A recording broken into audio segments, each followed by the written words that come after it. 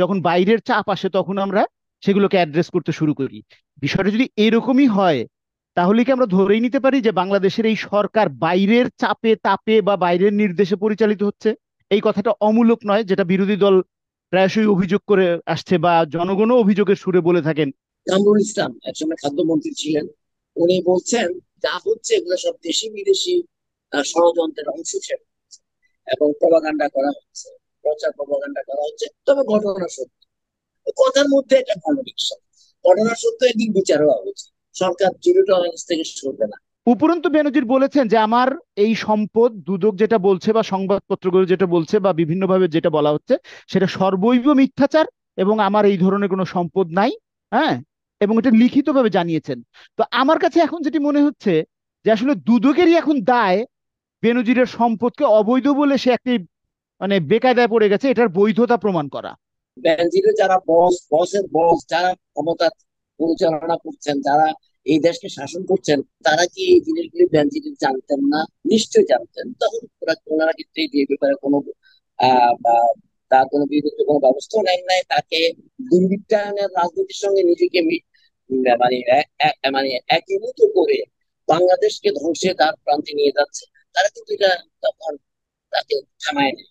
সম্প্রতি বেনজির, আজিজ, মতিউর এই ধরনের দুর্নীতিবাজদের পাশাপাশি এখন আবার নতুন আরেকজন এনবিআর এর কর্মকর্তার দুর্নীতি রিপোর্ট প্রকাশ পেয়েছে, এবং যেটা বলা হচ্ছে যে এনবিআর এর প্রথম সচিব কাজী আবু মোহাম্মদ ফয়সাল, ও তার পরিবারের নামে একাধিক প্লট, ফ্ল্যাট এবং সম্পদের সন্ধান পেয়েছে দুদক, এবং এর ফলে তার জব্দ করা হয়েছে সবকিছু। তো আমি আপনাদের কাছে বেসিক্যালি যেটা জানতে চাচ্ছি যে সাবেক পুলিশ প্রধান, তারপরে সেনা প্রধান সাবেক, এবং এনবিআর এর কর্মরত মতিউর ছাগলকাণ্ডের পরে তাদের যে আলোচনা আসলো, এই যে দুর্নীতিগুলির মানে তথ্য আসছে, এটা আপনারা হঠাৎ করে এত বাড়লো কেন? আপনারা কি মনে করেন এটা কি এক ধরনের আহ আইওয়াস বা অন্যদিকে দৃষ্টি ঘোরানোর চেষ্টা না?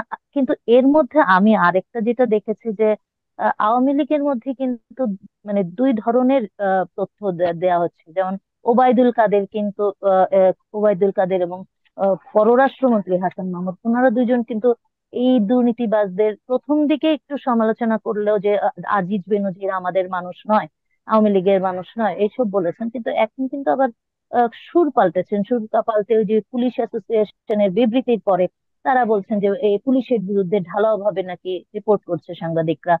এই যে এই ধরনের, অন্যদিকে আপনারা জানেন সংসদে কিন্তু কামরুল ইসলাম, অ্যাডভোকেট কামরুল ইসলাম সুরেই বলেছে, বাট অন্যদিকে দুই যুগ্ম সাধারণ সম্পাদক মাহবুবুল আলম হানিফ এবং বাহাউদ্দিন নাসিম, এনারা রীতিমতো কিন্তু ক্ষোভ ঝেড়েছেন যে কেন দুর্নীতির টলারেন্স, জিরো টলারেন্স যে সরকার বলছে, সেটাই কেন জরুরি ভিত্তিতে ব্যবস্থা নেওয়া হচ্ছে না বা সেইভাবে করা হচ্ছে না। তো আপনারা কি মনে করছেন আসলে কি ঘটছে? এবং মানে সব কিছুতেই তো যা কিছু হারায় গিন্নি বলে কেষ্টা বেটাই চোর, সেই বিএনপি ষড়যন্ত্র করছে, দেশি বিদেশি ষড়যন্ত্র হচ্ছে, এগুলি বলা হচ্ছে। তো আপনারা আসলে কি মনে করছেন যে কেন এই ধরনের বিষয়গুলি আসছে? মানে পরস্পর বিরোধী। এখানে কি আসলে আওয়ামী লীগ নিজেই নার্ভাসনেসে আছেন? সেলিম ভাই, আপনার কাছে আমি প্রথমে যাচ্ছি। আসলে গত কয়েকদিন ধরে আমরা বেশ এক ধরনের এটাকে কি পরিস্থিতি বলবো, আমি নিজেও আসলে বাংলা শব্দটা খুঁজে পাচ্ছি না। এই মনে হচ্ছে যে আমাদের রাষ্ট্র মনে হয় বেশ ভালোই হয়ে গেল। আবার মনে হচ্ছে যে তোমার কথাই যেটা আইওয়াস কিনা, কারণ অতীতের অভিজ্ঞতা তো এরকমই বলে। যে কারণে বাংলাদেশের মানুষ কিন্তু এক ধরনের দোলাচলের মধ্যেই আছে যে এই সরকার হঠাৎ করে এইরকম মানে প্রাতিষ্ঠানিক দুর্নীতির বিরুদ্ধে অবস্থান নিলেন, এটা আবার কেমন করে হলো। একটা বিষয় মানুষ অবশ্য মাথায় নিচ্ছেন, সেটাও মানে সঙ্গতই, যে মার্কিন মন্ত্রী ওয়ার্ল্ড লু, ভদ্রলোকের নাম হলো ডোনাল্ড লু চলে যাওয়ার পরেই আসলে এই বিষয়গুলো উঠলো। তাহলে কি বিষয়টি এরকমই যে আমরা আসলে নিজেদের জায়গাগুলোকে নিজেরা অ্যাড্রেস করতে পারি না, যখন বাইরের চাপ আসে তখন আমরা সেগুলোকে অ্যাড্রেস করতে শুরু করি? বিষয়টা যদি এরকমই হয়, তাহলে কি আমরা ধরেই নিতে পারি যে বাংলাদেশের এই সরকার বাইরের চাপে তাপে বা বাইরের নির্দেশে পরিচালিত হচ্ছে? এই কথাটা অমূলক নয়, যেটা বিরোধী দল প্রায়শই অভিযোগ করে আসছে বা জনগণও অভিযোগের সুরে বলে থাকেন, যে আমাদের এই সরকার তো আসলে বাইরের চাপে তাপে এবং নির্দেশনায় বা উপদেশে, আদেশ নির্দেশে পরিচালিত হয়। এটা একটা বিষয়। আরেকটি বিষয় হলো যে আওয়ামী লীগ এই ধরনের যখনই কথা শুরু হয় বা এই ধরনের সরকার বিরোধিতার জায়গায় বিভিন্ন ঘটনা, উপঘটনা বা অনুঘটনা জন্ম হয়, যেটা সরকারকে বিব্রতকর অবস্থায় ফেলে, তখন আওয়ামী লীগের মধ্যে, এটা আমরা বিএনপির সময়ও দেখেছি, বিএনপির সময় যে দেখি নাই তা না, ক্ষমতাসীন দলে আমি বলি, ক্ষমতাসীন দলের মধ্যে এক ধরনের নার্ভাস ব্রেকডাউন তৈরি হয়, যে তারা এলোমেলো কথা বলতে থাকেন, এক এক মন্ত্রী এক এক ধরনের কথা বলতে থাকেন। এবার অবশ্য একটু আগ বাড়িয়ে সংসদেও এটা নিয়ে বেশ সোচ্চারণ তৈরি হয়েছে বলে আমরা দেখতে পাচ্ছি। সংসদে আওয়ামী লীগের মন্ত্রীরা বা জাতীয় পার্টির কোনো কোনো এমপি তারা বেশ সোচ্চারণ হয়েছেন যে দুর্নীতি এখন একটি স্বীকৃতি বিষয়ে পরিণত হয়েছে, এরকমটা বলেছেন অনেকে। তো দুর্নীতি বাংলাদেশ রাষ্ট্র প্রতিষ্ঠার পর থেকে, আমরা যদি সেই ৭২-এর পর থেকেই দেখি, তাহলে দুর্নীতির সাথে, রাষ্ট্রীয় দুর্নীতির সাথে বা রাষ্ট্রীয় সহযোগিতায় অনুষ্ঠিত বা আয়োজিত দুর্নীতির সাথে এদেশের মানুষের কিন্তু পরিচয় ৭২-এর পর থেকেই। যে দুর্নীতির বিরুদ্ধে, পাকিস্তানি শাসকদের দুর্নীতির বিরুদ্ধে আমরা যুদ্ধ করেছিলাম, যে পাকিস্তানি শাসকরা এই দেশ থেকে লুটপাট করে নিয়ে যায়, হ্যাঁ, সেইটার বিরুদ্ধে আমরা যুদ্ধ করেছিলাম। আমরা ঔপনিবেশিক শাসনের বিরুদ্ধে যুদ্ধ করে আমরা একটি স্বাধীন দেশ পেয়েছিলাম, কিন্তু সেখানে স্বাধীন দেশটি পাওয়ার অব্যবহিত পর থেকেই আমরা সেই দুর্নীতির আরো যেন একটা, মানে কি বলে, যেটাকে আরো নগ্ন চিত্র আমরা ৭২-এর পর থেকেই দেখতে শুরু করেছিলাম, যেটা আজও এই দুর্নীতিগুলো বিভিন্ন সময়ে রাষ্ট্রীয় সহযোগিতায়, সরকারি সহযোগিতায় বহাল রয়েছে বা জারি রয়েছে বা জারি থাকছে। এই আর একটি বিষয়। তৃতীয় বিষয়টি হচ্ছে যে এই যে দুর্নীতির অভিযোগ যাদের বিরুদ্ধে উঠছে, বিশেষ করে আমাদের একটি স্বাধীন সার্বভৌম প্রতিষ্ঠান আছে, সাংবিধানিক প্রতিষ্ঠান, দুদক, দুর্নীতি দমন কমিশন। এটা কিন্তু একটি সাংবিধানিক প্রতিষ্ঠান। আর সাংবিধানিক প্রতিষ্ঠানের ক্যারেক্টারটি হলো, এই সাংবিধানিক প্রতিষ্ঠানের কর্মকর্তারা যখন ওথ নেন, তখন তারা স্বাধীন হয়ে যান, তাদেরকে এই পদ থেকে তারা নিজেরা ইচ্ছা করে না সরলে তাদেরকে সরানোর কোনো উপায় থাকে না, যদি না রাষ্ট্রপতির নির্দেশে এটা না হয়, রাষ্ট্রপতি যদি এটাকে ইন্টারভেন না করেন। তো সেখানে একটি প্রশ্ন থেকে যায় যে আমাদের দেশের রাষ্ট্রপতি কতটা স্বাধীন, কতটা সার্বভৌম। কারণ সংবিধানে বলা হয়েছে যে প্রধানমন্ত্রী সংবিধানের ঊর্ধ্বে তার অবস্থান, তার নির্বাহী ক্ষমতা। সেখানে রাষ্ট্রপতি যা কিছুই করে থাকেন প্রধানমন্ত্রীর পরামর্শ ক্রমেই করে থাকেন। এখানেও রাষ্ট্রপতির, আসলে আমরা যদি সাংবিধানিকভাবে দেখে থাকি, তিনি স্বাধীন বা তিনি অনেক কিছু করতে পারেন, আসলে তিনি কিছু করতে পারেন না প্রধানমন্ত্রী পরামর্শ ছাড়া। তো সেই ক্ষেত্রে এইখানেও রাষ্ট্রপতি আসলে দুদককে স্বাধীনভাবে চলার মতো কোনো ধরনের কি বলে যে ব্যাক সাপোর্ট দিতে পারেন না উনি, যেটা তার দেওয়া সাংবিধানিকভাবে উচিত, উনি ওটা দিতে পারেন না, এই সাপোর্টটা দিতে পারেন না। যে কারণে আমাদের এই দুদকের মতো সাংবিধানিক প্রতিষ্ঠানগুলো স্বাধীনভাবে কাজ করতে পারে না। তো স্বাধীনভাবে কাজ করতে পারে না, তারপরেও তাকে তার নিয়ম অনুযায়ী, তাকে তার দায়িত্ব অনুযায়ী কিছু কাজ করতে হয়। সেই কাজগুলোর অংশ হিসেবে এগুলো আসে। অনেক সময় সাংবাদিক ভাইদের বা সংবাদকর্মীদের খোঁচানোর কারণে এগুলো উঠে আসে। খোঁচানো শব্দটাই বললাম আমি, ইনভেস্টিগেটিভ জার্নালিজম বললাম না, কারণ এর পেছনে অনেক ধরনের উদ্দেশ্য থাকে। হ্যাঁ, কারণ আমাদের দেশের সংবাদপত্রগুলোও তো স্বাধীন না, তারা বিভিন্ন কর্পোরেটের অধীনে, যে কারণে তারা অনেক সময় তাদের অনেক স্বার্থের কারণে খোঁচা দেয়, খোঁচা দিলে বিষয়টা বেরিয়ে আসে, যেটা আমার মনে হয় বেনজিরের ক্ষেত্রে হয়েছে। কিন্তু মজার বিষয় হলো, বেনজির এখন পর্যন্ত দুদকের দুইটা তারিখে তারা হাজির হন নাই। এটা নিয়ে আমার সরকার কোনো ধরনের কোনো স্টেপ নেননি। উপরন্তু বেনজির বলেছেন যে আমার এই সম্পদ, দুদক যেটা বলছে বা সংবাদপত্রগুলো যেটা বলছে বা বিভিন্নভাবে যেটা বলা হচ্ছে, সেটা সর্বৈব মিথ্যাচার এবং আমার এই ধরনের কোনো সম্পদ নাই। হ্যাঁ, এবং এটা লিখিতভাবে জানিয়েছেন। তো আমার কাছে এখন যেটি মনে হচ্ছে যে আসলে দুদকেরই এখন দায় বেনজিরের সম্পদকে অবৈধ বলে সে একটি, মানে বেকায়দায় পড়ে গেছে, এটার বৈধতা প্রমাণ করা। এটা দুদকের এখন দায় হয়ে পড়েছে, যে দুদককে এখন প্রমাণ করতে হবে যে বেনজিরের সম্পদ অবৈধ না, বেনজিরের সম্পদ বৈধ। আমরা অবৈধ বলে সেটা আসলে এটা আমরা একটা বিব্রতকর অবস্থায় পড়ে গেছি। এটা দুদকের এখন দায় হয়ে দাঁড়িয়েছে আমার কাছে মনে হয়। এখন আসি সর্বশেষে, কারণ আমি সময় নিব না, সময় অল্প, সবুজ ভাইও বলবেন। তাহলে এর মধ্যেই আমরা আসলাম ফয়সাল, কাজী মোহাম্মদ ফয়সালের সম্পদের ব্যাপারে। দুদক বলছে এটা নাকি ১ বছর আগে তারা অভিযোগের ভিত্তিতে অনুসন্ধান শুরু করেছেন। তো ১ বছর আগে তারা অনুসন্ধান শুরু করেছেন, ১ বছর পরে তারা এটার সম্পত্তির জানেন। উনি জয়েন করেছেন ৫ সালে দুদকের সহকারী কর কমিশনার হিসাবে। আজকে এটা ২৪ সাল, প্রায় ১৯ বছর। 19 বছরে একজন সরকারি কর্মকর্তা এরকম একটি দুর্বৃত্ত রাষ্ট্রে বসে, দুর্বৃত্ত রাষ্ট্রের সাংবিধানিক চেয়ারে বসে উনি এই সম্পদ করেছেন। আমার কাছে মনে হয় সেই আবুল মাল আবুল মুহিতের ভাষায় বলতে হয় যে 55% ব্ল্যাক ইকোনমির দেশে 5,000 কোটি টাকা লুটপাট এটা কোনো ঘটনা না। তো আমার কাছে কাজী মোহাম্মদ ফয়সালের এই বিষয়টি আসলে তেমন কিছু মনে হয় না। এই কত 19 বছরে তিনি এই সম্পদ করেছেন, এটা তেমন কিছু মনে হয় না। এটা আসলে করতেই পারেন যেখানে রাষ্ট্র ইটসেলফ একটা দুর্বৃত্ত এবং দুর্নীতিগ্রস্ত একটা প্রতিষ্ঠানে পরিণত হয়েছে, যেখানে মানুষের 8 লক্ষ কোটি টাকা ট্যাক্স ভ্যাট এই রাষ্ট্র বেহাল করে দেন, বেহাত করে দেন, লুটপাট করে বিদেশে পাচার করার সুযোগ করে দেয়। সেই রাষ্ট্রে এইটুকু বিষয় আসলে কোনো বিষয় না আমার কাছে মনে হুম। হয়। তো এখন তারপরেও যেহেতু প্রাতিষ্ঠানিকভাবে একটা জায়গা শুরু হয়েছে, সেটা কতদূর যায় এটা আমরাও আশায় থাকবো, জনগণও আশায় থাকবে যে হ্যাঁ, আমার সরকার যেখানে বলছেন দুর্নীতির বিরুদ্ধে জিরো টলারেন্স, সেটা যেন কার্যকর হয়। আর ওই আওয়ামী লীগের মন্ত্রীরা এবং এমপিরা নার্ভাস ব্রেকডাউনে পড়েছেন, এইটা দেখার অবকাশ জনগণের নাই। জনগণ তার মানে দিন দাঁড়িয়েছে 26 ঘন্টায়, 26 ঘন্টা পরিশ্রম করেও জনগণ আসলে তার সংসার চালাতে পারে না বেশিরভাগ হুম। মানুষ। অতএব এগুলো দেখার মতো অবকাশ জনগণের নাই, জনগণ এগুলো নিয়ে মাথা ঘামায় না আমার বিশ্বাস। কারণ আমি রাস্তাঘাটে চলি, বাসে চলি, রিক্সায় চলি, আমি তাদের সাথে কথা বলি, তারা বলে ভাই এগুলো আইওয়াস, এগুলো নিয়ে বলার কিছু নাই, এগুলো আমরা অতীতেও দেখেছি, এখনো দেখছি, কদিন পরে দেখবেন সবকিছু ঠিক হয়ে যাবে ভেতরে ভেতরে। হুম। তো আমার মনে হয় আচ্ছা সেলিম বেনজির যে ভাই, হাজির থ্যাংক ইউ। হচ্ছেন না, একটু বলে নেই, বেনজির যে হাজির হচ্ছেন না এটাও সম্ভবত সেই এরই অংশ, যেটা আমরা এরপরে মামলায়, নিয়মিত মামলায় নিয়ে যাব। আর যখন নিয়মিত মামলায় যাবে তখন আমাদের সংবাদকর্মী ভাইরাও কিছু বলতে পারবেন না। এইটা নিয়ে আমরা টক শোতেও আজকে যে কথাগুলো বলছি এগুলো বলতে পারবে না, কারণ এটা প্রিজুডিস বিষয় হয়ে দাঁড়িয়ে। রাইট। ধন্যবাদ আপনাকে সেলিম ভাই। আমি একটু কামাল উদ্দিন সবুজ ভাইয়ের কাছে যাচ্ছি। সবুজ ভাই, আপনি সেলিম ভাইয়ের কথা শুনেছেন, আমার প্রশ্নও শুনেছেন, তথ্য জানছেন, এবং আপনি সিনিয়র সাংবাদিক, আমাদের নেতা। তো সেই ক্ষেত্রে আপনি কি মনে করছেন যে আসলে কি হচ্ছে? আসলে আমি অনেকদিন ধরে কথা বলি না, মানে টক শোতেও যাই না, কথাও বলি না। আমি একসময় মোটামুটি নিয়মিত ভাবে টক শো করতাম।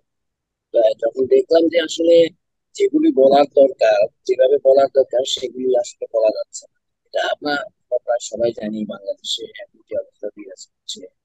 এটা আমি মিডিয়ার কথা বলছি যে কোনো কথা, আহ, আমরা সত্য কথা বলা আহ, বাংলাদেশে এতটাই কঠিন যেখানে জীবনের ঝুঁকি। তো যাই হোক, আমি সেই আলোচনা যাচ্ছি না। তারপর আমি আজকে আসলাম অনেকদিন পরে।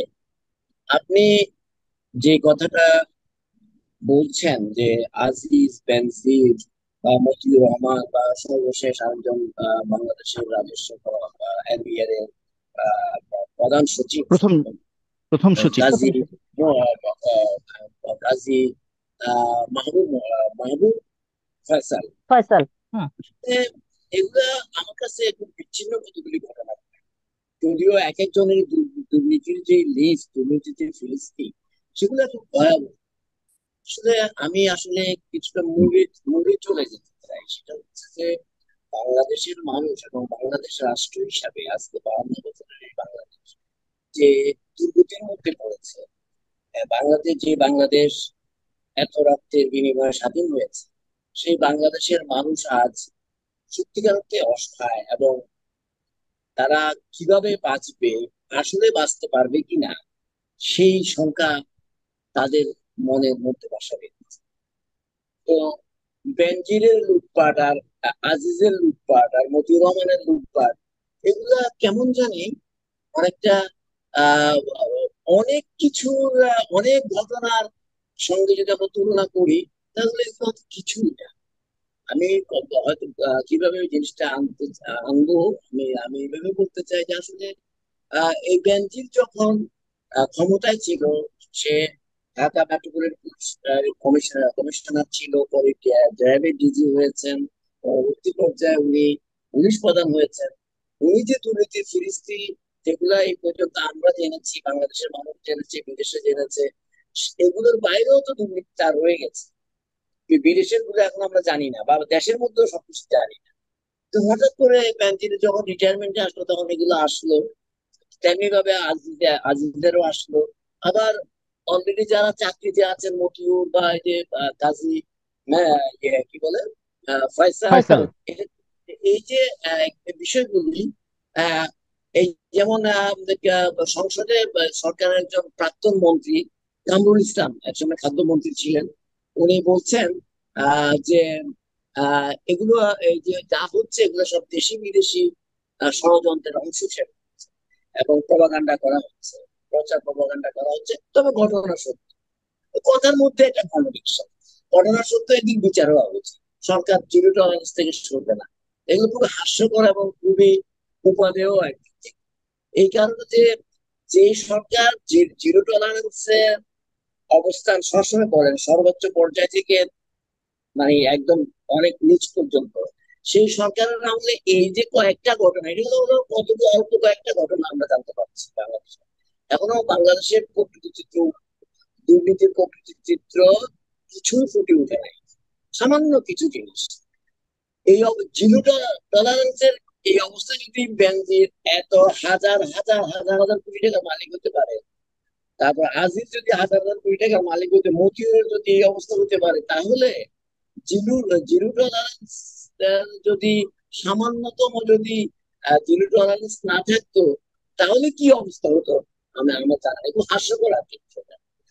বেনজির যে এত সম্পদের মালিক হয়ে গেল, আজিজ যে এত সম্পদের মালিক হয়ে গেল, বা এক্স ওয়াই জেড ব্লা অনেক, এটা কি এদেশের যারা সরকার পরিচালনা, বেনজিরের যারা বসের বস, যারা ক্ষমতা পরিচালনা করছেন, যারা এই দেশকে শাসন করছেন, বিশেষ করে 2007-এর পর, 7 থেকে, আমি জিনিসটা ধরতে চাই যে 1/11-এর পর থেকে আজ অবধি যারা এই ক্ষমতা আছেন, তারা কি এই জিনিসগুলি বেনজির জানতেন না? নিশ্চয়ই জানতেন। তখন ওনারা কিন্তু এই ব্যাপারে কোনো বা তার কোনো বিরুদ্ধে কোনো ব্যবস্থা নেন নাই। তাকে এই যে দুর্বৃত্তের মতো এইরকম একটা অবস্থানে থেকে, মানে এই যে একটা দুর্বৃত্তায়নের রাজনীতির সঙ্গে নিজেকে মানে মানে একীভূত করে বাংলাদেশকে ধ্বংসের দ্বার প্রান্তে নিয়ে যাচ্ছে, তারা কিন্তু এটা তখন তাকে থামায় নেই। আজিজ, জেনারেল আজিজের ব্যাপারে একই অবস্থা, মতিউরের ব্যাপারে বাংলাদেশে আজিজ, মতিউর, এটা সেটা যা যা শুনছে, এগুলো কয়েকটা নাম মাত্র। আপনি বাংলাদেশের কেন্দ্র থেকে শুরু করে একদম সর্বোচ্চ যদি আমি উপজেলা লেভেল পর্যন্ত বলি, হাজার হাজার এরকম বেনজির, আজিজ, মতিউর বিভিন্ন প্রশাসনে পাবেন, রাজনীতিতে পাবেন, আপনার সরকারি দলের বিভিন্ন নেতা কর্মীদের মধ্যে পাবেন। এগুলো আমরা অনেক ঘটনা বলতে পারি, এগুলো আমাদের ঘন্টার পর ঘন্টা বলতে পারি। আমি সেদিকে যাচ্ছি না, আপনারা অনেকে জানেন, বাংলাদেশের মানুষও জানে। আমার কথাটা হচ্ছে যে বাংলাদেশকে যখনই আপনি, বাংলাদেশের মানুষকে যখন আপনি ক্ষমতাহীন করে ফেলেছেন, বাংলাদেশের মানুষকে যখন বাংলাদেশের রাষ্ট্র, যে রাষ্ট্রের যে কাঠামো, কাঠামোর মধ্যে যে অর্গান গুলো আছে, সেই অর্গান গুলোর কাছ থেকে সম্পূর্ণ বিচ্ছিন্ন করে ফেলেছেন, এবং সেই অর্গান গুলোর যে যে ডেলিভারি দেওয়ার কথা, সেই ডেলিভারি না পেয়ে বরং বাংলাদেশের মানুষ যখন নির্যাতনের শিকার হচ্ছে, তখন বাংলাদেশের আহ দুর্নীতি তো হবেই। বাংলাদেশের শুধু দুর্নীতি না, বাংলাদেশের তো গণতন্ত্রহীনতার কথা বলা হচ্ছে, গণতন্ত্র তো যাবে, মিডিয়া স্বাধীনতা তো যাবে, সবই গেছে। বাংলাদেশের প্রশাসন বলেন, বাংলাদেশের পুলিশের কথা বলেন, এবং জুডিশিয়ারের কথা বলেন, সবকিছুতে আজকে বাংলাদেশের কোনো কিছুই যেন এখন আর অবশিষ্ট নেই। তো কাজেই এটা হয় কখন, যখন আপনি জনগণকে ক্ষমতাহীন করে ফেলেন। তো 90 সাল থেকে আমরা যদি একটা মানে একটা বেঞ্চমার্ক ধরি, 90-এর পর থেকে, 90-এর গণ আন্দোলনের পর থেকে যে 4টা নির্বাচন হলে, আমরা যদি ধরে নেই কম বেশি এই নির্বাচন সৃষ্টি হয়েছে, এই ধারাটা কিন্তু আমরা অব্যাহত রাখতে দিলাম না। আমরা এই যে তারপর 1/11-এর মধ্যে আসে আপনার বাংলাদেশকে এটা বিদেশি ষড়যন্ত্র বলেন, দেশীয় ষড়যন্ত্র মিলে এই যে করলো, বাংলাদেশকে যে একটা গণতন্ত্রের পথ থেকে সরিয়ে দেওয়া হলো, জনগণকে বিচ্ছিন্ন করে ফেলা হলো, এই সব কিছুরই আজকে এগুলির ফল হচ্ছে এই আজিজ বলেন, বেনজির বলেন, মতিউর বলেন, এটা বলেন, সেটা বলেন। তাই আজকে যদি জনগণের ক্ষমতায় ক্ষমতাসীন হয়ে যদি আজকে একটা জনপ্রতিনিধি সরকার থাকতো, তাহলে বাংলাদেশে এতটুকু হতো না। এবং দুর্নীতি, আমি বলবো না যে বাংলাদেশে একদম দুর্নীতি নীল হয়ে যেত, কিন্তু এটা খুবই অসম্ভব একটা বিষয় ছিল এই পর্যায়ে যাওয়া। কারণ আজিজের মাধ্যমে, ব্যাংকিংয়ের মাধ্যমে তো আপনার অবৈধ ক্ষমতায় এসেছে। আপনি তো তাদের মাধ্যমে ঘুম ঘুম থেকে শুরু করে এমন কিছু নাই বাংলাদেশকে, বাংলাদেশের মানুষের উপর করেন নাই জুলুম নির্যাতন থেকে শুরু করে। তো কাজে তারা যখন এই ধরনের দুর্বৃত্তায়নের পথে, মানে তারা মানে অবলীলাক্রমে চলে, মানে দুর্বৃত্তায়নকে মানে প্রাতিষ্ঠানিক রূপ দিচ্ছে, তখন আপনি জেনেও না জানবেন, এটাই তো স্বাভাবিক। তো কাজেই আজকে বাংলাদেশের যে সমস্যা, আমি শুধু মনে করি না যে এটা শুধু এখন দুর্নীতির অবস্থা এমনই হয়েছে যে এটা আলাপের চেয়ে বাংলাদেশের আজকে এই কথাও আজকে আসছে, বাংলাদেশের মানুষ মনে করে যে এদেশের স্বাধীন সার্বভৌম যে অবস্থান, এটা যে একটা স্বাধীন দেশ, এটা যে একটা সার্বভৌম দেশ, জনগণের যে সার্বভৌমত্ব সেটা আছে কিনা, আজকে সেই প্রশ্ন আজকে আমাদের মানুষের মুখোমুখি মানে অবস্থানে আসছে।